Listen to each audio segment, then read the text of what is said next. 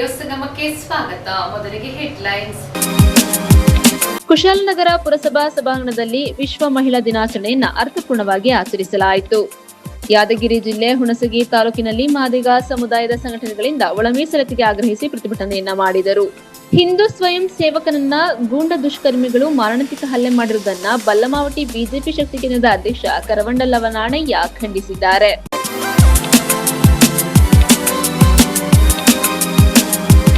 ಕುಶಾಲನಗರ ಪುರಸಭಾ ಸಭಾಂಗಣದಲ್ಲಿ ವಿಶ್ವ ಮಹಿಳಾ ದಿನಾಚರಣೆಯನ್ನು ಅರ್ಥಪೂರ್ಣವಾಗಿ ಆಚರಿಸಿದರು. ಮಹಿಳಾ ದಿನಾಚರಣೆಯು ಕೇವಲ ಸಂಭ್ರಮದ ದಿನವಲ್ಲ, ಅದು ಈ ಹಿಂದೆ ಅಬಲೆ ಎಂದು ಕರೆಸಿಕೊಂಡವರು ಸಬಲೆಯಾಗಿ ಉತ್ತಮ ಆಡಳಿತಗಾರ್ತಿಯಾಗಿ ಹೊರಹೊಮ್ಮಿದ ಕ್ರಾಂತಿಕಾರಿ ಹಾದಿಯ ಸ್ಮರಣೆ ಎಂದು ಜಿಲ್ಲಾ ಆರೋಗ್ಯ ಶಿಕ್ಷಣಾಧಿಕಾರಿ ಶಾಂತಿ ತಿಳಿಸಿದ್ರು. ಕುಶಾಲನಗರ ಪುರಸಭೆ ವತಿಯಿಂದ ಪುರಸಭಾ ಸಭಾಂಗಣದಲ್ಲಿ ಹಮ್ಮಿಕೊಂಡಿದ್ದ ವಿಶ್ವ ಮಹಿಳಾ ದಿನಾಚರಣೆ ಕಾರ್ಯಕ್ರಮವನ್ನ ಉದ್ಘಾಟಿಸಿ ಮಾತನಾಡಿದ ಅವರು, ಹೆಣ್ಣು ಸಂಸಾರದ ಕಣ್ಣು, ಹೆಣ್ಣೆಂದರೆ ಮನೆಯ ಬೆಳಗುವ ದೀಪ. 4 ಗೋಡೆಗೆ ಸೀಮಿತವಾಗಿದ್ದ ಹೆಣ್ಣು ಇಂದು ಕೈಯಾಡಿಸಿದ ಕ್ಷೇತ್ರವಿಲ್ಲ. ಎಲ್ಲಾ ಕ್ಷೇತ್ರದಲ್ಲಿ ಗಂಡಿಗೆ ಸಮನಾಗಿ ನಿಂತಿದ್ದಾಳೆ. ತನ್ನದೇ ಚಾಪು ಮೂಡಿಸಿ ತಾನು ಯಾರಿಗೂ ಕಡಿಮೆ ಇಲ್ಲ ಎನ್ನುವುದನ್ನು ಸಾಬೀತುಪಡಿಸಿದ್ದಾಳೆ ಎಂದರು. ಪುರಸಭೆ ಮುಖ್ಯಾಧಿಕಾರಿ ಗಿರೀಶ್ ಮಾತನಾಡಿ, ಮಹಿಳೆಯರು ಯಾವುದೇ ಕೀಳರಿಮೆ ಇಲ್ಲದೆ ಜೀವನದಲ್ಲಿ ಮುನ್ನುಗ್ಗಿದರೆ ಯಶಸ್ಸು ಕಂಡುಕೊಳ್ಳಲು ಸಾಧ್ಯ ಎಂದು ಕಿವಿಮಾತು ಹೇಳಿದರು. ಮಹಿಳೆಯರು ಈಗ ಅಬಲೆಯಲ್ಲ, ಸಮಾಜದ ವಿವಿಧ ಕ್ಷೇತ್ರಗಳಲ್ಲಿ ಅವಳ ಸಾಧನೆ ಅಮೋಘವಾದದ್ದು. ಪುರುಷರ ಏಳಿಗೆಯಲ್ಲಿ ಮಹಿಳೆಯ ಪಾತ್ರ ಯಾವತ್ತೂ ಇರುತ್ತದೆ ಎಂದರು. ವೈದ್ಯಾಧಿಕಾರಿ ಅಂಜಲಿ ಮಾತನಾಡಿ, ತಂಬಾಕಿನಿಂದ ಆಗುವ ದುಷ್ಪರಿಣಾಮಗಳ ಬಗ್ಗೆ ಮಾಹಿತಿ ನೀಡಿದರು. ಇದೇ ಸಂದರ್ಭ ಪುರಸಭೆ ವ್ಯವಸ್ಥಾಪಕಿ ಸವಿತಾ, ಆರೋಗ್ಯ ಅಧಿಕಾರಿ ಉದಯ್ ಕುಮಾರ್, ಕಂದಾಯ ಅಧಿಕಾರಿ ರಾಮು, ಪೌರ ಸೇವಾ ಸಂಘದ ಅಧ್ಯಕ್ಷರಾದ ಧನಂಜಯ್, ಉಪಾಧ್ಯಕ್ಷೆ ರಶ್ಮಿ, ಆರೋಗ್ಯ ಇಲಾಖೆಯ ಸಿಬ್ಬಂದಿಗಳು, ಆಶಾ ಕಾರ್ಯಕರ್ತೆಯರು, ಪುರಸಭಾ ಸಿಬ್ಬಂದಿಗಳು, ಪೌರ ಕಾರ್ಮಿಕರು ಹಾಜರಿದ್ದರು. ನ್ಯೂಸ್ ಸಂಗಮಕ್ಕಾಗಿ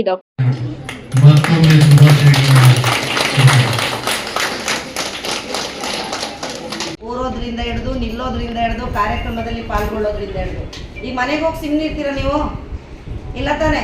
ಹೋಗಿ ಸ್ಲಿಪ್ಪರ್ ಒಂದು ಕಡೆ, ಬ್ಯಾಗ್ ಒಂದು ಕಡೆ, ಕೈಕಾಲು ತೊಳೆಯೋದು, ಮತ್ತೆ ಅಡುಗೆ ರೂಮ್ಗೆ ಓಡೇ ಹೊಡ್ತೀರಾ, ಹೌದಾ? ನೀವು ನಿಮ್ಮನ್ನು ತೊಡಗಿಸ್ಕೊಳ್ಳುವಾಗ ಅದೇ ರೀತಿ ಇಲಾಖೆಯಲ್ಲೂ ಸಂಪೂರ್ಣವಾಗಿ ತೊಡಗಿಸ್ಕೊಳ್ಳಿ, ನಮ್ಮ ಜವಾಬ್ದಾರಿ ನಿಭಾಯಿಸುವಲ್ಲಿ. ಮತ್ತು ಇಂಥ ಕಾರ್ಯಕ್ರಮಗಳು ಅಪರೂಪ. ಒಂದು ಮೀಟಿಂಗ್ಗಳು ನಡಿಬೋದು ಬಿಟ್ಟರೆ ಕಾರ್ಯಕ್ರಮಗಳು ಅಪರೂಪ. ನಾನು ಹೇಳಿದಾಗೆ ಪುರಸಭೆಯಲ್ಲಿ ಅವರು ನಮ್ಮ ಪೌರ ಕಾರ್ಮಿಕರಿಗೆ ಒಳ್ಳೆ ಕಾರ್ಯಕ್ರಮವನ್ನು ಆಯೋಜಿಸಿದ್ದಾರೆ. ನಿಜವಾಗೂ ಈ ಕಾರ್ಯಕ್ರಮದಲ್ಲಿ ನನಗೆ ಇವತ್ತು ಬೆಳಿಗ್ಗೆ ಒಂದು ಮಾಹಿತಿ ಸಿಕ್ತು, ಕಾರ್ಯಕ್ರಮ ಇದೆ. ನಮ್ಮ ತಾಲೂಕು ಮೀಟಿಂಗ್ ನಾವೇ ಅಲ್ಲಿ ಆಯೋಜನೆ ಮಾಡಿರ್ತೀವಿ. ತಾಲೂಕು ಮೀಟಿಂಗನ್ನು ಬಿಟ್ಟು ಇಲ್ಲಿ ಬರ್ತೀನಿ ಅಂತ ಹೇಳಿದ್ರೆ ಅದು ನಿಮ್ಮಗಳ ಪರವಾಗಿ, ನಿಮ್ಮಗಳಿಗೋಸ್ಕರ. ನೀವಿಲ್ಲ ಅಂದರೆ ನಾವಿಲ್ಲ. ಇದು ಹೊಗಳಿಕೆಗೆ ಹೇಳುವ ಮಾತಲ್ಲ. ನೀವಿಲ್ಲ ಅಂದರೆ ನಮ್ಮ ಮನೆ ಹತ್ರ 2 ದಿನ ಬರಲಿಲ್ಲ ಅಂದರೆ ಗಬ್ಬನಾರಿ ಹೋಗ್ತದೆ. ನೀವು ಬಂದು ನಿಜವಾಗ್ಲೂ ಕೋವಿಡ್ ಬಂದಮೇಲೆ ನಮ್ಮ ಪೌರ ಕಾರ್ಮಿಕರಿಗೆ ಒಳ್ಳೆ ಸ್ಥಾನಮಾನಗಳು ಸಿಕ್ಕಿದೆ. ಇದು ನಿರಂತರ ಸಿಕ್ಕಲಿ. ಇದೇ ಕಾನ್ಸ್ಟಿಟ್ಯೂಷನ್ ಹೇಳಿದ್ದು, ಇದೇ ಸಂವಿಧಾನದಲ್ಲಿ ಬದಲಾವಣೆ ಆಗಬೇಕು. ತಳವರ್ಗದ ನೌಕರರಿಂದ ಬದಲಾವಣೆ ಆಗ್ತಾ ಬಂದರೆ ಮೇಲ್ಮಟ್ಟದ ನೌಕರರಿಗೂ ಅದು ಬದಲಾವಣೆ ಹೆಣ್ಮಕ್ಳಿಗೆ ಸಿಗ್ತದೆ. ಅದು ಇಲ್ಲಿ ನಮ್ಮ ಆಶಾ ಕಾರ್ಯಕರ್ತರಿದ್ದಾರೆ, ಅಂಗನವಾಡಿ ಕಾರ್ಯಕರ್ತರಿದ್ದಾರೆ, ಇಲ್ಲಿಯ ನೌಕರರಿದ್ದಾರೆ, ಎಲ್ಲ ಮಹಿಳಾ ಸಿಬ್ಬಂದಿಯವರು. ಆಯಿತು, ಒಂದು ಕಡೆ ಈ ಕಾರ್ಯಕ್ರಮದಲ್ಲಿ ನಾವು ಆರೋಗ್ಯ ಇಲಾಖೆಯಿಂದ ಕಾರ್ಯಕ್ರಮಗಳನ್ನು ಆಯೋಜಿಸಿದ್ವಿ. ಇವರು ಮಹಿಳೆಯರನ್ನ ಪೂಜಿಸೋದಕ್ಕೆ ಹೇಳಿದ್ರಲ್ಲ, ಈ ಒಂದು ಕಾರ್ಯಕ್ರಮದ ಬ್ಯಾನರ್ಸ್ಗಳನ್ನ ಎಷ್ಟು ಜನರಿಗೆ ನಿಮಗೆ ಓದಕ್ಕೆ ಬರದಿದ್ರು ಬ್ಯಾನರ್ಸ್ಗಳನ್ನ ನೋಡಿ ಕಣ್ತುಂಬಿಸ್ಕೊಂಡು ಹೋಗಿ. ಮಾಹಿತಿಗಳು ಇದರಲ್ಲಿ ಲಭ್ಯ ಇದೆ. ಮಹಿಳೆಯರು ಅಬಲೆಯರು, ಅಬಲೆಯರಲ್ಲ ಸಬಲೆಯರು ಅಂತ ತೋರಿಸ್ಬೇಕು ಅಂತ ಹೇಳಿದ್ರೆ ಹೆಣ್ಣು ಭ್ರೂಣ ಹತ್ಯೆ ನಿಲ್ಲಬೇಕು. ಈಗ ಹೆಣ್ಣು ಭ್ರೂಣ ಹತ್ಯೆ ಕಡಿಮೆ ಆಗಿದೆ, ಆದರೆ ಪರ್ಸೆಂಟೇಜ್ ವಾರು ನಾವು 25-30 ವರ್ಷಗಳ ಹಿಂದೆ ಹೆಣ್ಣು ಭ್ರೂಣ ಹತ್ಯೆ ಆಗಿದ್ದಕ್ಕೆ ಇವತ್ತು ಹೆಣ್ಣು ಮಕ್ಕಳ ಸಂಖ್ಯೆ ಸ್ವಲ್ಪ ಕುಂಠಿತಗೊಂಡಿದೆ. 10 ಗಂಡು ಮಕ್ಕಳಿದ್ರೆ 10 ಹೆಣ್ಣು ಮಕ್ಕಳು ಇರಬೇಕು ಮೇಡಮ್. ಈಗ ಸ್ವಲ್ಪ 8-7 ಹೆಣ್ಮಕ್ಳಿಗೆ ಬಂದಿದ್ದಾರೆ. ಕೆಲವೊಂದು ವಿಲೇಜ್ಗಳಲ್ಲಿ ಗಂಡು ಮಕ್ಕಳು ಮದುವೆ ಆಗದೆ ಉಳಿದಿದ್ದಾರೆ. ಅದು ನಮ್ಮ ಫ್ಯಾಮಿಲಿಲೂ ಆಗ್ಬೋದು, ಗ್ರಾಮಗಳಲ್ಲೂ ಆಗ್ಬೋದು. ಇದು ಕಾರಣ ಹೆಣ್ಣು ಭ್ರೂಣ ಹತ್ಯೆಗೆ. ಈಗ ಇಲ್ಲ ಬಿಡಿ, ಯಾರಿಗೆ ಹೆಣ್ಮಕ್ಳು ಇಷ್ಟ, ಗಂಡು ಮಕ್ಳು ಇಷ್ಟ ಅಂದರೆ ಮ್ಯಾಕ್ಸಿಮಮ್ ಎಲ್ಲರೂ ಗಂಡು ಮಕ್ಕಳು ಸಹ ಹೆಣ್ಮಕ್ಳನ್ನೇ, ಅಪ್ಪಂದಿರು ಹೆಣ್ಮಕ್ಳನ್ನ ಇಷ್ಟ ಅಂತ ಹೇಳ್ತಾರೆ. ಅಂಥ ಸಂದರ್ಭ ಬಂದಿದೆ. ಇದು 25-30 ವರ್ಷಗಳ ಹಿಂದಿನ ಪರಿಣಾಮದಿಂದ ಈ ಥರ ಆಗಿದೆ. ಈಗ ಕೇಳಿ ನೋಡಿ, ಯಾರಿಗೆ ಹೆಣ್ಮಕ್ಳು ಇಷ್ಟ ಅಂದರೆ ಎಲ್ಲರೂ ಮಕ್ಕಳನ್ನು ನೋಡ್ಕೊಂತಾರೆ, ವೃತ್ತಿನೂ ಮಾಡ್ತಾರೆ, ಸಂಸಾರನೂ ಚೆನ್ನಾಗಿ.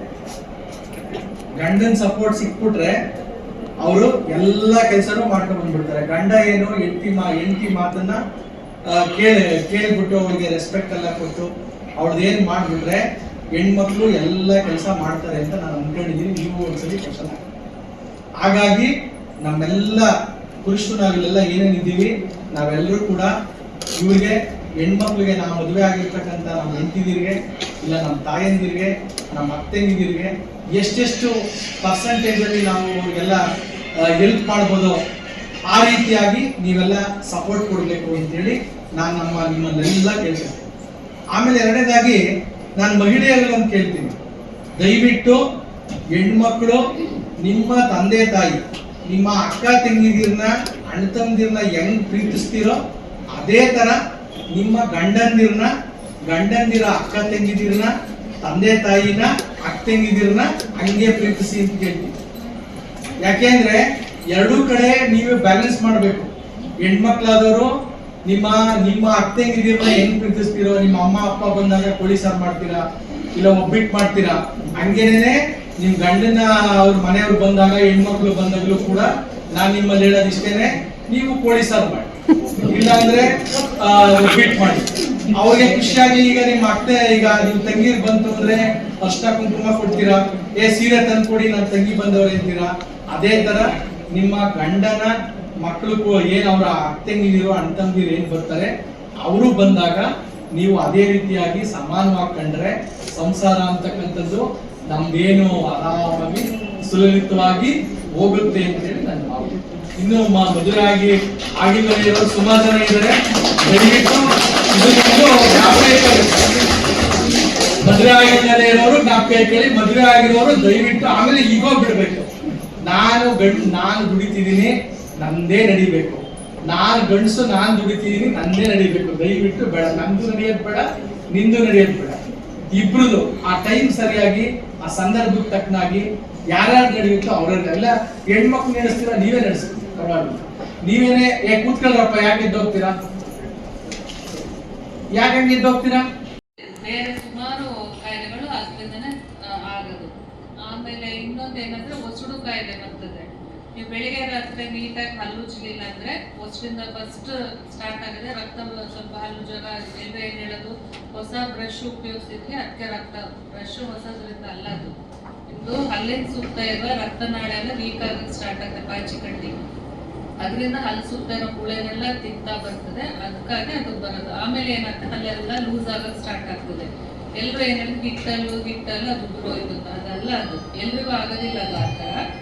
ಅದಕ್ಕೋಸ್ಕರ ಬೆಳಿಗ್ಗೆ ರಾತ್ರಿ ನೀಟಾಗಿ ಸಾಫ್ಟ್ ಮೆತ್ತಗಿರೋ ಬ್ರಷ್, ಡಬ್ಬಿ ಮೇಲೆ ಬಂದಿರ್ತದೆ ಮೀಡಿಯಮ್ ಹಾರ್ಡ ಸಾಫ್ಟ್ ಅಂತ, ಸಾಫ್ಟ್ ಬ್ರಷ್ ಅಲ್ಲಿ ಬ್ರಷ್ ಮಾಡಬೇಕು. ಆಮೇಲೆ ಊಟ ತಿಂಡಿ ಆದ್ಮೇಲೆ ಸಾಧ್ಯವಾದ್ರೆ ಉಪ್ಪು ನೀರ್ಲೆ ಬಾಯಿ ಮುಗಿಸ್ಬೇಕು. ಇದಿಷ್ಟು ಮಾಡಬೇಕು. ಮತ್ತು ಮೇನ್ ಆಗಿ ದಿನಗಳಿಗೆ ಗಂಟು ಮಾಡಿ ಬಾಯಿ ಒಳಗಡೆ ಇಟ್ಕೊಳ್ಳೋದು ಮಾಡಬೇಡಿ. ತಂಬಾಕು ಮತ್ತೆ ನೀರಿನಲ್ಲಿ ಎರಡು ಸೇರಿಸಿ ಮಾಡ್ತೀರಾ, ಹೌದಲ್ಲ, ನಾನೇ ನೋಡಿದ್ದೀನಿ. ಅದನ್ನ ಆದಷ್ಟು ಮಾಡಬೇಡಿ. ಪಾನ್ ಬರಾಕ್ ತಿನ್ನೋದು ಅದೆಲ್ಲ ಮಾಡಬೇಡಿ. ಮತ್ತೆ ಸ್ಮೋಕಿಂಗ್, ಬೀಡಿ ಸಿಗರೇಟ್ ಸೇದೋದು, ಅದರಿಂದನೂ ನಿಮ್ದು ಬಾಯಿಗೆಲ್ಲ ಒಂದು ಓರಲ್ ಕ್ಯಾನ್ಸರ್, ಇನ್ನೊಂದು ಒಸಡು ಕಾಯಿಲೆ ಎಲ್ಲ ಬರ್ತದೆ. ಇಷ್ಟೆಲ್ಲ ಆಗಿದೆ. ಮತ್ತೆ ಮೇನ್ ಏನಂದ್ರೆ ನೀವು 6 ತಿಂಗಳಿಗೆ ಒಂದ್ಸತಿ ಏನ್ ತೊಂದರೆ ಏನಾದ್ರು ಬಂದು ಹಲ್ಲು ಚೆಕಪ್ ಮಾಡಿಸ್ಬೇಕು. ಆಗ ನಾವು ಬಾಯಿಯೆಲ್ಲ ನೋಡ್ತೀವಿ, ಏನಾದ್ರು ಬಿಳಿ ಮಚ್ಚೆ ಊದಿ ಬಾಯಿ ಓಪನ್ ಬೇರೆ ಕಷ್ಟ ಆಗ್ತದೆ ಅಂತೆಲ್ಲ ಅಂದ್ರೆ ಅದು ಕ್ಯಾನ್ಸರ್ದು ಫಸ್ಟ್ ಲಕ್ಷಣಗಳು. ಫಸ್ಟೇ ನಿಮಗೆ ಏನು ಅದು ಬಂದಿರಲ್ಲ, ಆಗ್ಲೇ ನಾವು ಟ್ರೀಟ್ಮೆಂಟ್ ಕೊಟ್ಟರೆ ಕ್ಯಾನ್ಸರ್ ವರೆಗೂ ಹೋಗೋದಿಲ್ಲ. ಹೆಚಮರಗುಕೋಟಿ, ಕುಶಾಲನಗರ. ಯಾದಗಿರಿ ಜಿಲ್ಲೆ ಹುಣಸಗಿ ತಾಲೂಕಿನಲ್ಲಿ ಮಾದಿಗ ಸಂಬಂಧಿತ ಸಂಘಟನೆಗಳಿಂದ ಒಳ ಮೀಸಲಾತಿಗೆ ಆಗ್ರಹಿಸಿ ಪ್ರತಿಭಟನೆಯನ್ನ ಮಾಡಿದರು. ಪರಿಶಿಷ್ಟ ಜಾತಿಯ ಸಮಾಜಕ್ಕೆ ಒಳ ಮೀಸಲು ನಿಗದಿ ಮಾಡಿ ಸರ್ಕಾರಿ ಹುದ್ದೆಗಳನ್ನ ನೇಮಿಸುವಂತೆ ಒತ್ತಾಯಿಸಿ ಮಾದಿಗ ಸಂಬಂಧಿಸಿದ ಸಂಘಟನೆಗಳಿಂದ ಕರೆ ನೀಡಿದ ಪ್ರಯುಕ್ತ ಯಾದಗಿರಿ ಜಿಲ್ಲೆ ಹುಣಸಗಿ ಪಟ್ಟಣ ಸಂಪೂರ್ಣ ಬಂದ್ ಮಾಡಲಾಗಿದ್ದು, ಒಳ ಮೀಸಲಾತಿ ಹೋರಾಟಕ್ಕೆ ಉತ್ತಮ ಪ್ರತಿಕ್ರಿಯೆ ವ್ಯಕ್ತವಾಗಿದೆ. ಸದ್ಯ ಮಾದಿಗ ಸಮುದಾಯದ ನಿರುದ್ಯೋಗಿ ಯುವಕರಿಗೆ ಅನ್ಯಾಯವಾಗಲಿದ್ದು, ಒಳ ಮೀಸಲು ನಿಗದಿಪಡಿಸಿಯೇ ನೇಮಕಾತಿ ನಡೆಸಲು ಹೋರಾಟ ನಡೆಸಲಾಗುತ್ತದೆ ಎಂದು ಮಾದಿಗ ಸಮಾಜದ ಮುಖಂಡರುಗಳು ಆಕ್ರೋಶ ವ್ಯಕ್ತಪಡಿಸಿದರು. ಅಲೆಮಾರಿಗಳಿಗೆ ಅನ್ಯಾಯ ಮಾಡಿರುವ ಸರ್ಕಾರ ಈಗ ಮಾದಿಗ ಸಮಾಜಕ್ಕೂ ಅನ್ಯಾಯ ಮಾಡಲು ಹೊರಟಿದೆ ಎಂದು ದೂರಿದರು. ಹೋರಾಟದ ಭಾಗವಾಗಿ ಕೇಂದ್ರ ಬಸ್ ನಿಲ್ದಾಣದಿಂದ ಯಾವುದೇ ಬಸ್ ಹೊರಡಲಿಲ್ಲ. ಡಾಕ್ಟರ್ ಬಿಆರ್ ಅಂಬೇಡ್ಕರ್ ವೃತ್ತದಲ್ಲಿ ಹೋರಾಟಗಾರರು ಟೆಂಟ್ ಹಾಕಿ ರಸ್ತೆ ತಡೆ ನಡೆಸಿದರು. ಕರ್ನಾಟಕ ರಾಜ್ಯ ಸರ್ಕಾರ 56,432 ಸರ್ಕಾರಿ ಹುದ್ದೆಗಳನ್ನು ನೇಮಿಸಲು ನಿರ್ಧರಿಸಿದೆ. ಆದರೆ ಪ್ರಕರಣವೊಂದರಲ್ಲಿ 50% ಮೀಸಲಾತಿ ಮೀರದಂತೆ ನೀಡಿರುವ ತೀರ್ಪಿನಂತೆ 50% ಮೀಸಲಾತಿಯಂತೆ ನೇಮಕಾತಿ ಮಾಡುವುದಾಗಿ ಸರ್ಕಾರ ಹೇಳಿದೆ. ಎಸ್ಸಿ ಎಸ್ಟಿ ಸಮುದಾಯಗಳಿಗೆ 50% ಮೀಸಲು ನಿಗದಿಪಡಿಸಿದ ಒಳ ಮೀಸಲು ಕಾಯ್ದೆಗೆ ರಾಜ್ಯಪಾಲರ ಅಂಕಿತ ದೊರೆತಿದೆ. ನೇಮಕಾತಿಯಲ್ಲೇ ಒಳ ಮೀಸಲು ನಿಗದಿಪಡಿಸಿ ನೇಮಕಾತಿ ಮಾಡಿಕೊಳ್ಳಬೇಕೆಂದು ಒತ್ತಾಯಿಸಲಾಗುತ್ತಿದೆ. ಪಟ್ಟಣದಲ್ಲಿನ ಕಿರಾಣಿ, ಬಟ್ಟೆ ಅಂಗಡಿಗಳು ಹಾಗೂ ರಸ್ತೆ ಸೇರಿದಂತೆ ನಗರದ ಎಲ್ಲಾ ವ್ಯಾಪಾರ ಮಳಿಗೆಗಳು ಬಂದ್ ಮಾಡಲಾಗಿ ಹೋರಾಟಗಾರರ ಮನವಿ ಮೇರೆಗೆ ಪಟ್ಟಣವು ಬಂದ್ ಯಶಸ್ವಿಯಾಗಿದೆ. ಪಟ್ಟಣದ ಯಾವುದೇ ರಸ್ತೆಯಲ್ಲಿ ಸಂಚಾರಕ್ಕೆ ಅವಕಾಶ ನೀಡದೆ ಸಂಪೂರ್ಣ ಸ್ತಬ್ಧವಾಗಿತ್ತು. ಪೊಲೀಸರು ಬಿಗಿ ಪೊಲೀಸ್ ಬಂದೋಬಸ್ತ್ ಕೈಗೊಳ್ಳಲಾಗಿತ್ತು. ಈ ವೇಳೆ ಮಾದಿಗ ಸಮುದಾಯದ ಮುಖಂಡರು ಸೇರಿದಂತೆ ಸಮಾಜದ ಎಲ್ಲರೂ ಪ್ರತಿಭಟನೆಯಲ್ಲಿ ಭಾಗಿಯಾಗಿದ್ದರು.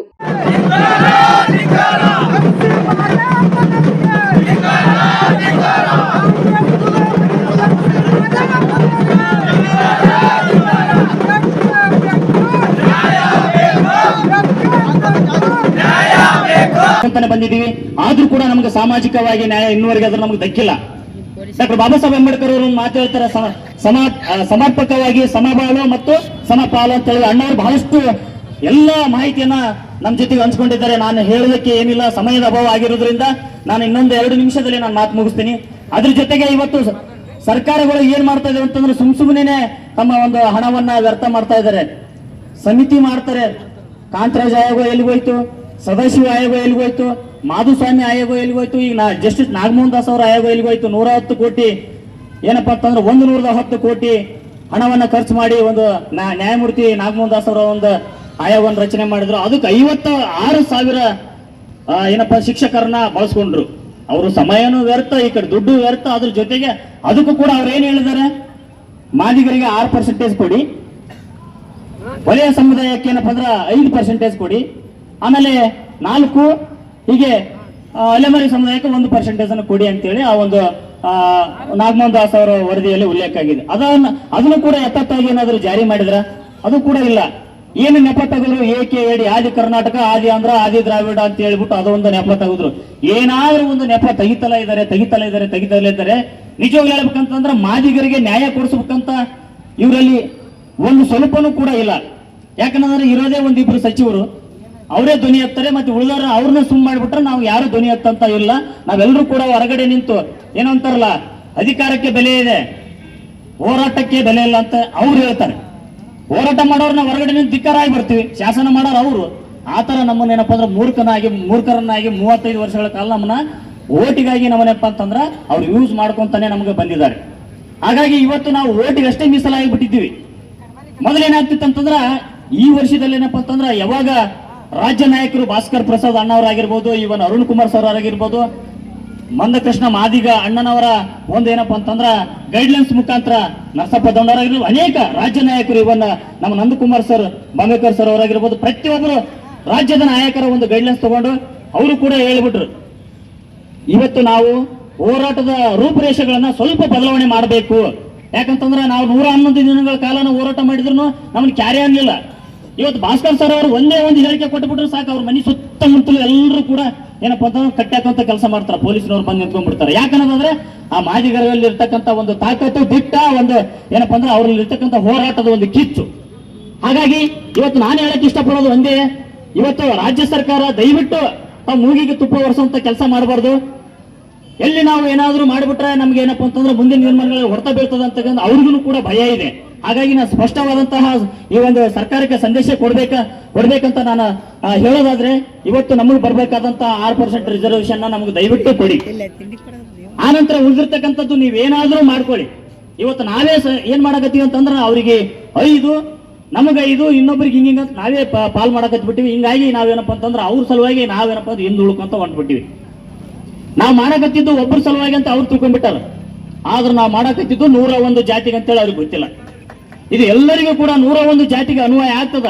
ಇವತ್ತು ಮಿತಿಗೆ ನಮಗೆ ಸಿಗಬೇಕಾದಂತ ಎಲ್ಲಾ ಸೌಲಭ್ಯಗಳನ್ನು ಬೇರೆಯವರು ತಿಂದು ತೆಗೆದರೆ ಅದೆಲ್ಲರಿಗೂ ಗೊತ್ತಿರುವಂತ ವಿಚಾರ. ಈಗ ನೀವು ಉನ್ನಾರ ಮಾಡಿರುವಂತ ಕೇಸ್ಗಳನ್ನ ಟೆಕ್ನಿಕಲ್ ಪ್ರಾಬ್ಲಮ್ ಇದೆ, ವಿನ್ಯಾಸ ಹಾನಿ ಜಜ್ಮೆಂಟ್ ಇದೆ, 50% ಹೋಗಂಗಿಲ್ಲ, 15% SC, 3% ST, 32% OBC, ಅದಕ್ಕಿಂತ ಹೆಚ್ಚಿನ ಪ್ರಮಾಣದಲ್ಲಿ ನಾವು ಹೋಗಬಾರ್ದು ಒಪ್ಕೋತೀವಿ. ನೀವು ಅಷ್ಟು ಪ್ರಮಾಣದಲ್ಲಿ ಹೋಗ್ಬೇಡ್ರಿ.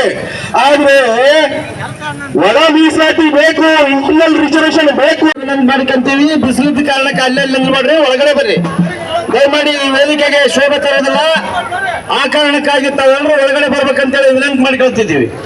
ಈಗ ಈ ಒಂದು ಹೋರಾಟ ಉದ್ದೇಶಿಸಿ ಒಂದು ಕ್ರಾಂತಿ ಗೀತೆ. ದೇವ ಒಣದ ಮನಸ್ಸುಗಳು ಕಂಡ ಕನಸುಗಳು ಕಟ್ಟೆ ಕಟ್ಟುತ್ತೇವ, ನಾವು ಕನಸು ಕಟ್ಟುತ್ತೇವ, ನಾವು ಮನಸ್ಸು ಕಟ್ಟುತ್ತೇವ. ನ್ಯೂಸ್ ಸಂಗಮಕ್ಕಾಗಿ ಬಾಪುಗೌಡ ಮೇಟಿ, ಯಾದಗಿರಿ. ಹಿಂದೂ ಸ್ವಯಂ ಸೇವಕನನ್ನು ಗೂಂಡಾ ದುಷ್ಕರ್ಮಿಗಳು ಮಾರಣಾಂತಿಕ ಹಲ್ಲೆ ಮಾಡಿರುವುದನ್ನ ಬಲ್ಲಮವಟಿ ಬಿಜೆಪಿ ಶಕ್ತಿ ಕೇಂದ್ರದ ಅಧ್ಯಕ್ಷ ಕರವಂಡ ಲವನಾಣಯ್ಯ ಖಂಡಿಸಿದ್ದಾರೆ. ಹಿಂದೂ ಸ್ವಯಂ ಸೇವಕನನ್ನು ಗೂಂಡಾ ದುಷ್ಕರ್ಮಿಗಳು ಮಾರಣಾಂತಿಕ ಹಲ್ಲೆ ಮಾಡಿರುವ ಘಟನೆಯನ್ನ ನಮ್ಮೆಲ್ಲರ ಜನಪ್ರತಿನಿಧಿಗಳಾದ ಕ್ಷೇತ್ರದ ಶಾಸಕರು ಹಾಗೂ ಇನ್ನಿತರರು ಖಂಡಿಸಬೇಕಾಗಿತ್ತು, ಸಮರ್ಥಿಸುವುದಲ್ಲ ಎಂದು ಬಲ್ಲಮವಟಿ ಬಿಜೆಪಿ ಶಕ್ತಿ ಕೇಂದ್ರದ ಅಧ್ಯಕ್ಷ ಕರವಂಡ ಲವನಾಣಯ್ಯ ಕಿಡಿಕಾರಿದರು. ನಾಪೋಕ್ಲು ಪಟ್ಟಣದಲ್ಲಿ ಆಯೋಜಿಸಲಾಗಿದ್ದ ಗೋಷ್ಠಿಯಲ್ಲಿ ಮಾತನಾಡಿದ ಅವರು, ಬಲ್ಲಮಾವಟಿಯ ಒಬ್ಬ ಸಭ್ಯ ಶ್ರಮಜೀವಿ, ಸ್ನೇಹಜೀವಿ ಹಿಂದೂ ಸ್ವಯಂ ಸೇವಕನನ್ನ ಗೂಂಡಾ ದುಷ್ಕರ್ಮಿಗಳು ಮಾರಣಾಂತಿಕ ಹಲ್ಲೆ ಮಾಡಿರುವುದನ್ನ ನಾವೆಲ್ಲರೂ ಸೌಹಾರ್ದತೆಯಿಂದ ಬಾಳುವಂತಾಗಲು ಖಂಡನ ನಿರ್ಣಯಗಳು ಇವರುಗಳ ಬರಬೇಕಾಗಿತ್ತು, ಯಾಕಿಲ್ಲ. ಗೌತಮ್ ರವರು ವಾಹನವನ್ನ ವೇಗವಾಗಿ ಚಲಾಯಿಸುತ್ತಿದ್ದಾಗ ಮಾತಿನ ಚಕಮಕಿ ನಡೆದು ಹಲ್ಲೆಯಾಗಿದೆ ಎಂದು ಲವನಾಣಯ್ಯ ಏಕೆ ಪೊಲೀಸರಿಗೆ ಪ್ರಕಾರ ನೀಡಿದರು ಎಂಬುದಾಗಿ ಮಾನ್ಯ ಶಾಸಕರು ಆ ದಿವಸ ಮಾಧ್ಯಮಗಳಿಗೆ ಹೇಳಿಕೆಯನ್ನು ಕೊಟ್ಟಿದ್ದರು. ಇದೊಂದು ತನಿಖೆಯನ್ನ ದಾರಿ ತಪ್ಪಿಸುವ ಹೇಳಿಕೆಯಾಗಿದೆ ಎಂದು ಲವನಾಣಯ್ಯ ತಿಳಿಸಿದ್ರು. ಏಕೆಂದರೆ ಹಲ್ಲೆ ನಡೆಸಿದ್ದು ವಾಹನ ನಿಲ್ಲಿಸಿದ ಸಂದರ್ಭ, ಅದಕ್ಕೆ ಪ್ರತ್ಯಕ್ಷ ಸಾಕ್ಷಿಗಳು ಇದ್ದಾವೆ. ಹಲ್ಲೆಗೊಳಗಾದ ಗೌತಮರನ್ನ ಆಸ್ಪತ್ರೆಗೆ ಸಾಗಿಸಿ ನಂತರ ಪೊಲೀಸರಿಗೆ ಮಾಹಿತಿ ನೀಡಿ ಪುಕಾರು ನೀಡಲಾಗಿದೆ. ಮತ್ಯಾರು ಪುಕಾರು ನೀಡಬೇಕಾಗಿದೆ?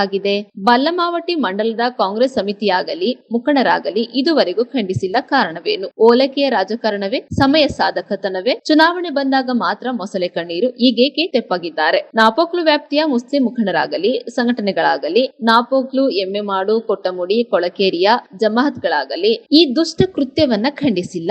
ಇವರೆಲ್ಲರೂ ಇದನ್ನ ಪರೋಕ್ಷವಾಗಿ ಬೆಂಬಲಿಸುತ್ತಿದ್ದಾರಾ, ಹಲ್ಲೆಕೋರರನ್ನ ಸಮರ್ಥಿಸುತ್ತಿದ್ದಾರಾ?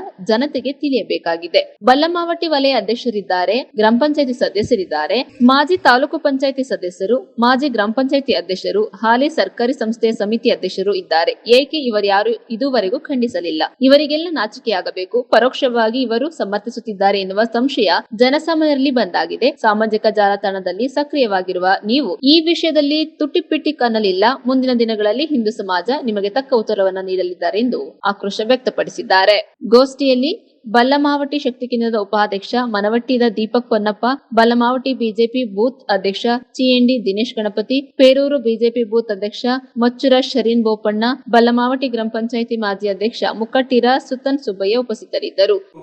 ಆ ಒಂದು ಘಟನೆ ಆದಂತ ದಿವಸದಲ್ಲಿ ಬಂದು ನಮ್ಮ ಗೌತಮ್ರನ್ನ ಆಸ್ಪತ್ರೆಯಲ್ಲಿ ಭೇಟಿ ಮಾಡಿ ನಂತರ ಹೊರಗೆ ಬಂದಾಗ ಅವರು ಮಾಧ್ಯಮಕ್ಕೊಂದು ಹೇಳಿಕೆಯನ್ನು ಕೊಡ್ತಾರೆ.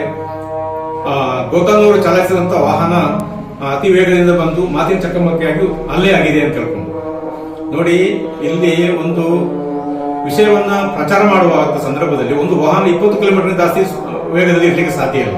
ಅದು ಅಲ್ಲದೆ ಹೊನ್ನಾಡು ಸೂಪರ್ ಮಾರ್ಕೆಟ್ ಎದುರುಗಡೆ ನಿಲ್ಲಿಸಿದಂತ ವಾಹನಕ್ಕೆ ಅವರು ಬಂದು ಎಳೆದು ಹಲ್ಲೆ ಮಾಡಿರ್ತಕ್ಕಂಥ ಇದನ್ನ ಅವರು ಖಂಡನೆ ಮಾಡಬೇಕಾಗಿತ್ತು ಮತ್ತು ಅವರಿಗೆ ಶಿಕ್ಷಣ ಕೊಡುವಂತ ವಿಷಯದಲ್ಲಿ ಅವರು ಎಲ್ಲರ ಜೊತೆಗೆ ಒಂದಾಗಿ ನಮ್ಮ ಗೌರವಾನ್ವಿತ ಒಂದು ಜನಪ್ರತಿನಿಧಿ ಕಾರ್ಯವನ್ನು ಮಾಡೋಕೆ ಅದನ್ನು ಅವರು ಸಮರ್ಥನೆಯನ್ನು ಮಾಡ್ಕೊಂಡಿದ್ದಾರೆ. ಅದು ಅಲ್ಲದೆ ಮತ್ತೊಂದು ಮಾತನ್ನು ಹೇಳಿದರೆ ಅವರು ಲವನಾಣಯ್ಯನವರು ಯಾಕೆ ಪುಕಾರು ಕೊಟ್ಟಿದ್ದು ಅಂತಕ್ಕಂಥ ಪೊಲೀಸ್ ಪುಕಾರ ಯಾಕೆ ಕೊಟ್ಟಿದ್ದು ಅಂತ. ಸ್ವಾಮಿ ಅವರು ಗಲ್ಲೆಯಾದ ತಕ್ಷಣ ಅವರನ್ನ ಆಸ್ಪತ್ರೆಗೆ ಕರ್ಕೊಂಡು ಹೋಗಿ ನಂತರ ಪೊಲೀಸರಿಗೆ ಮಾಹಿತಿ ನೀಡಿ ನಂತರ ಪುಕಾರು ಕೊಡುವಂತ ವ್ಯವಸ್ಥೆ ಎಲ್ಲರಿರುವಂತದ್ದು ವ್ಯವಸ್ಥೆ ಅದು. ಅದನ್ನ ಅವ್ರು ಮಾಡ್ಬೇಕು ಇವ್ರು ಮಾಡ್ಬೇಕು ಏನಾದ್ರು ಇದೆಯಾ? ಇದೊಂಥರ ನಮಗೆ ಸಮರ್ಥನೆ, ಇದೊಂದು ತನಿಖೆಯನ್ನ ದಾರಿ ತಪ್ಪಿಸುವಂತ ಒಂದು ಷಡ್ಯಂತ್ರ ನಮಗೆ ಮುಖಂಡರು ನಮ್ಮ ಸ್ನೇಹಿತರು ಇದ್ದಾರೆ, ಎಲ್ಲರೂ ಇದ್ದಾರೆ. ಅದು ಮುಖಂಡರಾಗಲಿ ಸಂಘ ಸಂಸ್ಥೆಗಳಾಗಲಿ ಯಾವುದೇ ಪಕ್ಷಗಳ ಕಾರ್ಯಕರ್ತರಾಗಲಿ ಯಾರು ಸಹ ಈ ಘಟನೆಯನ್ನು ಖಂಡಿಸಿಲ್ಲ. ದುಃಖದ ವಿಚಾರ. ಯಾಕೆಂದ್ರೆ ಇವರು ಖಂಡಿಸಬೇಕಾಗಿತ್ತು. ಖಂಡಿಸಿದಾಗ ಮುಂದೆ ನಮ್ಮಲ್ಲಿ ಎಲ್ಲ ಕೋಮು ಸಾಮರಸ್ಯ ಬೆಳಗುವಂತ ಅವಕಾಶಗಳು ಆಗ್ತಾ ಇತ್ತು. ಆದ್ರೆ ಇವರು ಅದನ್ನು ಮಾಡ್ತಾ ಇಲ್ಲ. ಯಾಕೆ ಅಂತ ಗೊತ್ತಿಲ್ಲ. ಯಾಕೆಂದ್ರೆ ಇವರು ಪರಸ್ಪರ ಇದಕ್ಕೆ ಸಹಕಾರ ಇದೆ ಅಂತ ನಮಗೆ ಸಂಶಯ ಮೂಡ್ತಾ ಇದೆ. ಹಾಗೆ ಇಲ್ಲಿರ್ತಕ್ಕಂಥ ನಾಪೋಕ್ಲು ಜಮಾಯಿತಿ ಇದೆ ಮಸೀದಿಯ, ಹಾಗೂ ಕೊಟ್ಟಮುಡಿಯಲ್ಲಿ ಜಮಾಯಿತಿ ಇದೆ, ಎಮ್ಮೆಮಾಡು ಜಮಾಯಿತಿ ಇದೆ, ಹಾಗೂ ಕೊಳಕೇರಿಯಲ್ಲಿರ್ತಕ್ಕಂಥ ಜಮಾಯಿತುಗಳು ಇವತ್ತು ಈ ವಿಚಾರಗಳನ್ನ ಈ ಒಂದು ಹಲ್ಲೆಯನ್ನ ದುಷ್ಕರ್ಮಿಗಳು ಮಾಡಿದರೆ ಅದನ್ನು ಸಾರ್ವಜನಿಕವಾಗಿ ಖಂಡನೆ ಮಾಡಬೇಕಾಗಿತ್ತು. ಅವರು ಖಂಡನೆ ಮಾಡಿಲ್ಲ. ಇದು ನಮಗೆ ದುಃಖಕರವಾದಂತ ವಿಷಯ. ಈ ರೀತಿಯಲ್ಲಿ ಇವರು ನಡ್ಕೊಂಡ್ರೆ ನಾವು ಈ ನಾಡಿನಲ್ಲಿ ಯಾವ ರೀತಿಯ ಸಾಮರಸ್ಯವನ್ನು ಕಾಣಬಹುದು, ಕೋಮು ಸಾಮರಸ್ಯ ಹೇಗೆ ಬೆಳೆಸಬಹುದು, ಸೌರದಿಂದ ಹೇಗೆ ನಾವು ಜೀವನ ಮಾಡೋದು, ಯಾವ ರೀತಿಯಲ್ಲಿ ನಾವು ಈ ಒಂದು ಪಟ್ಟಣದಲ್ಲಿ ಮುಂದಿನ ಭಯ ಇಲ್ಲದೆ ನಾವು ಯಾವ ರೀತಿ ನಾವು ಒಂದು ವ್ಯವಹಾರಗಳನ್ನು ಮಾಡಿಕೊಂಡು ಹೋಗ್ಬೋದು ಅಂತಕ್ಕಂಥ ನಾವು ಚಿಂತಿಸಬೇಕಾಗಿದೆ. ಇವಾಗ ಸಾಮೀಲಾಗಿದೆಯಾ ಅಥವಾ ಇವರಿಗೆ ಬೆದರಿಕೆ ಇದೆಯಾ, ಇವರು ಅದನ್ನ ಒಂದು ಸಮರ್ಥನೆ ಮಾಡ್ತಾ ಇದ್ದಾರೆ ಅಂತಕ್ಕಂಥದ್ದು ನಾವು ತಿಳಿಯಬೇಕಾಗಿದೆ. ಮುಂದಿನ ಇವರು ಸಹ ಇದನ್ನು ಕಂಟಿನ್ಯೂ ಮಾಡುವಂತ ವ್ಯವಸ್ಥೆ ಆಗಬೇಕು. ಎಲ್ಲರ ನಾಡಿನಲ್ಲಿ ಚೆನ್ನಾಗಿರುವಂತಹ ಒಂದು ಅವಕಾಶ ಆಗಬೇಕು ಅಂತೇಳಿ ನಾವು ಭಾರತೀಯ ಜನತಾ ಪಕ್ಷ ಬಲಮಟ್ಟಿ ಶಕ್ತಿ ಕೇಂದ್ರದ ಮೂಲಕ ನಾವು ಈ ತರ ಒಂದು ವಿನಂತಿ ಮಾಡ್ಕೊತೀವಿ ಮತ್ತು ಅವರನ್ನ ಒಂದು ವಿಚಾರದಲ್ಲಿ ನಾವು ಚರ್ಚೆಗೂ ಸಹ ನಾವು ಕರೆಯುವ ವ್ಯವಸ್ಥೆನ ಮಾಡ್ಕೊಳ್ತಿದ್ದೀವಿ. ನ್ಯೂಸ್ ಸಂಗಮಕ್ಕಾಗಿ ದುಗಳ ಸದಾನಂದ ನಾಪೋಕ್ಲು. ಸಾಗರ ತಾಲೂಕಿನ ವಿವಿಧ ಸ್ತ್ರೀ ಶಕ್ತಿ ಸಂಘಟನೆಗಳ ಒಕ್ಕೂಟದ ವತಿಯಿಂದ ಮಹಿಳಾ ಮತ್ತು ಮಕ್ಕಳ ಮೇಲಿನ ದೌರ್ಜನ್ಯವನ್ನ ಕಡಿವಾಣ ಹಾಕುವಂತೆ ಆಗ್ರಹಿಸಿ ಪ್ರತಿಭಟನೆಯನ್ನ ಮಾಡಿದರು. ಹೆಣ್ಣು ಮಕ್ಕಳ ಮತ್ತು ಮಹಿಳೆಯರ ರಕ್ಷಣೆ ಹಾಗೂ ಲೈಂಗಿಕ ಕಿರುಕುಳ ಅತ್ಯಾಚಾರ ಆರೋಪಿಗಳಿಗೆ ಜಾಮೀನು ನೀಡದೆ ಕಠಿಣ ಶಿಕ್ಷೆ ವಿಧಿಸುವಂತೆ ಆಗ್ರಹಿಸಿ ಸ್ತ್ರೀ ಶಕ್ತಿ ಸಂಘಗಳ ಒಕ್ಕೂಟದಿಂದ ಸರ್ಕಾರಕ್ಕೆ ಮನವಿ ಸಲ್ಲಿಸಿದರು. ಸಾಗರ ತಾಲೂಕಿನ ಸ್ತ್ರೀಬಂಧು ಸ್ವಸಹಾಯ ಸಂಘಗಳ ಒಕ್ಕೂಟಗಳು ವಿವಿಧ ಗ್ರಾಮ ಪಂಚಾಯಿತಿ ವ್ಯಾಪ್ತಿಯ ಸ್ವಸಹಾಯ ಸಂಘಗಳ ಒಕ್ಕೂಟಗಳಾಗಿದ್ದು ಕಳೆದ 13 ವರ್ಷಗಳಿಂದ ಮಹಿಳೆಯರ ಧ್ವನಿಯಾಗಿ ಕಾರ್ಯನಿರ್ವಹಿಸುತ್ತಿವೆ. ಸಂಘಗಳ ಸದಸ್ಯರುಗಳ ಕುಟುಂಬ ಹಾಗೂ ಸಮುದಾಯದ ಅಭಿವೃದ್ಧಿಗಾಗಿ ಮತ್ತು ಸಮುದಾಯದಲ್ಲಿನ ಸಮಸ್ಯೆ ಮತ್ತು ದೌರ್ಜನ್ಯಗಳನ್ನು ಖಂಡಿಸಿ ಶೋಷಿತ ಬಡಬಗ್ಗರ ದೀನದಲಿತರ ಮಹಿಳೆಯರ ಸಬಲೀಕರಣಕ್ಕಾಗಿ ಹಾಗೂ ಮಕ್ಕಳು ಮತ್ತು ಮಹಿಳೆಯರ ರಕ್ಷಣೆಗಾಗಿ ಸಾಮರ್ಥ್ಯ ಅಭಿವೃದ್ಧಿಗಾಗಿ ಹಾಗೂ ಸ್ಥಳೀಯ ಸಮಸ್ಯೆಗಳ ಪರಿಹಾರಕ್ಕಾಗಿ ಕಾರ್ಯಾಚರಿಸುತ್ತಿದೆ ಎಂದರು. ಹಲವು ಪ್ರಕರಣಗಳು ವಿಚಾರಣೆ ಆಗಬೇಕಿದೆ. ಸಾವಿರಾರು ಪೋಕ್ಸೋ ಪ್ರಕರಣಗಳು ದಾಖಲಾಗಿ ವಿಚಾರಣೆ ಹಂತದಲ್ಲಿದೆ. ಸಾವಿರಾರು ಲೈಂಗಿಕ ಪ್ರಕರಣ ಹಾಗೂ ಅತ್ಯಾಚಾರ ಪ್ರಕರಣ ದಾಖಲಾಗಿವೆ. ಇಂತಹ ಪ್ರಕರಣಗಳು ವರ್ಷದಿಂದ ವರ್ಷಕ್ಕೆ ಹೆಚ್ಚುತ್ತಿವೆ. ಮಹಿಳೆ ಮತ್ತು ಮಕ್ಕಳ ಮೇಲಾಗುತ್ತಿರುವ ದೌರ್ಜನ್ಯಗಳನ್ನ, ಅತ್ಯಾಚಾರಗಳನ್ನ, ಹತ್ಯೆಗಳನ್ನ ತಡೆಗಟ್ಟಲು ಮಹಿಳಾ ಸಂಘಟನೆಗಳ ಸಹಭಾಗಿತ್ವದೊಂದಿಗೆ ಸಂಪರ್ಕ ಕಾರ್ಯಯೋಜನೆಯನ್ನ ನಿರ್ಮಿಸಿ ಕಾರ್ಯಗತಗೊಳಿಸಿ ಅಪರಾಧಿಗಳಿಗೆ ಕಠಿಣ ಶಿಕ್ಷೆ, ಶಾಶ್ವತ ಜಾಮೀನು ನಿರಾಕರಣೆ, ಜೀವಾವಧಿ ಶಿಕ್ಷೆ ಅಥವಾ ಗಲ್ಲು ಶಿಕ್ಷೆ ವಿಧಿಸುವ ಕಾನೂನು ಜಾರಿಗೆ ತಂದು ಮಹಿಳೆಯರು ಮತ್ತು ಮಕ್ಕಳಿಗೆ ಸಮಾಜದಲ್ಲಿ ಮುಕ್ತವಾಗಿ ಜೀವನ ನಡೆಸಲು ಅವಕಾಶ ಕಲ್ಪಿಸಿಕೊಡಬೇಕೆಂದು ಆಗ್ರಹ ಪೂರ್ವಕ ಮನವಿ ತಹಶೀಲ್ದಾರ್ ಮೂಲಕ ಮುಖ್ಯಮಂತ್ರಿಗಳಿಗೆ ಸಲ್ಲಿಸಿದರು. ಮನವಿ ಸಲ್ಲಿಸುವ ಪೂರ್ವದಲ್ಲಿ ಸಾಗರ ಪಟ್ಟಣದ ಪ್ರಮುಖ ಬೀದಿಗಳಲ್ಲಿ ಸಾಗರ ತಾಲೂಕಿನ ಸ್ತ್ರೀಬಂಧು ಸ್ವಸಹಾಯ ಸಂಘಗಳ ಒಕ್ಕೂಟದಿಂದ ಪ್ರತಿಭಟನಾ ಮೆರವಣಿಗೆ ನಡೆಸಿದರು. ಇದೇ ಸಂದರ್ಭದಲ್ಲಿ ಸಾಗರ ತಾಲೂಕಿನ ಸ್ತ್ರೀಬಂಧು ಸ್ವಸಹಾಯ ಸಂಘಗಳ ಒಕ್ಕೂಟದ ಅಧ್ಯಕ್ಷೆ ಗ್ರೇಸಿ, ಪ್ರಮುಖರುಗಳಾದ ಗೀತಾ, ರೇಣುಕಾ, ಸುಜಾತ ಡಿಸೋಜಾ, ಆಶಾ, ಶೋಭಾ, ಮರಿಯ ಡಿಸೋಜಾ, ಪ್ರತಿಮಾ, ಶಾಂತಮ್ಮ, ಜ್ಯೋತಿ, ಗೌರಿ, ಜಯಂತಿ, ಮಹಾಲಕ್ಷ್ಮಿ, ಮೇರಿ ಡಿಸೋಜಾ, ನಾಗರತ್ನ, ನಿರ್ಮಲಾ, ರೂಪಾವತಿ ಮೊದಲಾದವರು ಪಾಲ್ಗೊಂಡಿದ್ದರು.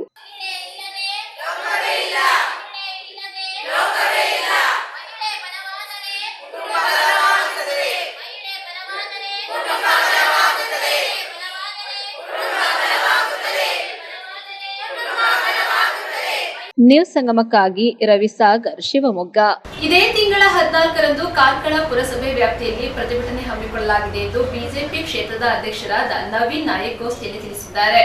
ಕಳೆದ 2.5 ವರ್ಷದ ಹಿಂದೆ ರಾಜ್ಯದಲ್ಲಿ ಕಾಂಗ್ರೆಸ್ ಆಡಳಿತ ಬಂದ ನಂತರ ಜನಸಾಮಾನ್ಯರ ಜೀವನ ಅಸ್ತವ್ಯಸ್ತವಾಗಿದೆ. ಇದನ್ನ ಖಂಡಿಸಿ ನಾವು ಇದೇ ತಿಂಗಳ 14ರಂದು ಸ್ಥಳೀಯ ಮಟ್ಟದ ಜನಸಾಮಾನ್ಯರಿಗೆ ಆಗುವ ಸಮಸ್ಯೆಗಳನ್ನು ತಿಳಿಸಲು ಪುರಸಭೆ ವ್ಯಾಪ್ತಿಯಲ್ಲಿ ಹಾಗೂ ಗ್ರಾಮ ಪಂಚಾಯಿತಿಗಳಲ್ಲಿ ಕಾಂಗ್ರೆಸ್ ಸರ್ಕಾರದ ಜನವಿರೋಧಿ ನೀತಿ ಖಂಡಿಸಿ ಕಾರ್ಕಳ ಬಿಜೆಪಿ ವತಿಯಿಂದ ಬೃಹತ್ ಪ್ರತಿಭಟನೆ ಹಮ್ಮಿಕೊಳ್ಳಲಾಗಿದೆ ಎಂದು ಬಿಜೆಪಿ ಕ್ಷೇತ್ರಾಧ್ಯಕ್ಷ ನವೀನ್ ನಾಯಕ್ ಕಾರ್ಕಳ ಪತ್ರಿಕಾ ಭವನದಲ್ಲಿ ಜರುಗಿದ ಗೋಷ್ಠಿಯಲ್ಲಿ ತಿಳಿಸಿದ್ದಾರೆ. ಇದೇ ಸಂದರ್ಭ ಮಾತನಾಡಿದ ಅವರು, ಕೆಂಪು ಕಲ್ಲು ಮರಳು ಸಾಗಾಟಕ್ಕೆ ಸರಿಯಾದ ನೀತಿ ಇಲ್ಲದೆ ಪೂರೈಕೆಯಲ್ಲಿ